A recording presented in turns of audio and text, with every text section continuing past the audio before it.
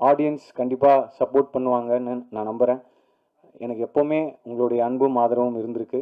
So அது தொடர்ந்து இருக்கும். இந்த படத்துக்கும் சரி, அடுத்து வர படங்களுக்கும் சரி. அண்ட் நானும் நிச்சயமாக ரொம்ப கான்ஷியஸாக நல்ல படங்கள், நல்ல கதாபாத்திரங்கள் சூஸ் பண்ணி பண்ணணுன்றது தான் என்னோடய ஆசை. ஸோ கண்டிப்பாக அதுக்கான இயக்குனர்களும் தயாரிப்பாளர்களும் வருவாங்க.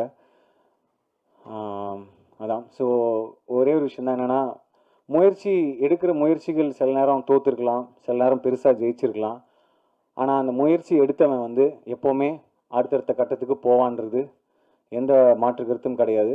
ஸோ நாங்கள் முயற்சி எடுத்திருக்கோம், முயற்சி எடுப்போம், முயற்சிப்பேன். சப்போர்ட் பண்ணுங்கள். Thank you for all the love. And sorry, Athulya பற்றி சொல்ல மறந்துட்டேன்.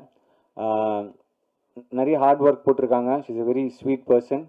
ஏன்னா அந்த கடலுக்குள்ளெல்லாம் ஷூட்டிங் பண்ணும்போது நம்ம காலையில் ஒரு 7-8 மணிக்கு போனோம்னா திருப்பி ஒரு 3-4 மணி வரைக்கும் கரைக்கு போக முடியாது. ஸோ அந்த மாதிரி நேரத்தில் ஒரு ஒரு ரொம்ப கஷ்டமாக இருக்கும்.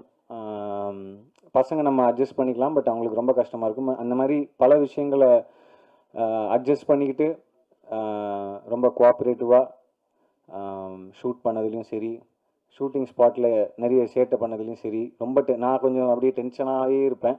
ஆனால் கூட இருக்கிறவங்க தீனா பிரதர், அப்புறம் தங்கதுரை, இவங்கெல்லாம் தான் கொஞ்சம் ஜோக் அடிச்சுட்டு ஜாலியாக கலாய்ச்சிட்டு அப்போ தான் கொஞ்சம் மூடே மாறும். ஏன்னா இவர் நம்மளை படபடப்பாகவே வச்சுருப்பார் இயக்குனர்.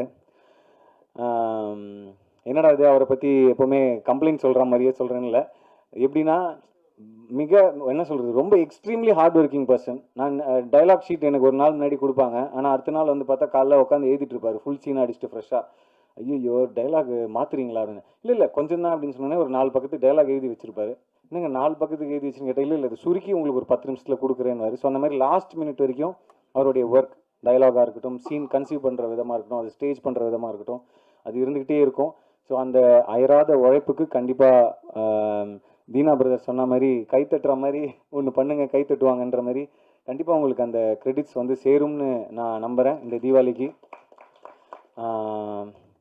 எல்லாரை பற்றியும் சொல்லிட்டேன்னு நினைக்கிறேன். யார் பற்றியாவது மறந்துருந்தேன்னா சாரி. கூட நடித்தவங்க, டெக்னீஷியன்ஸ் எல்லாருக்கும், என்னுடைய டீம், என்னுடைய பர்சனல் டீம் எல்லாருக்குமே நன்றியை தெரிவிச்சுக்கிறேன்.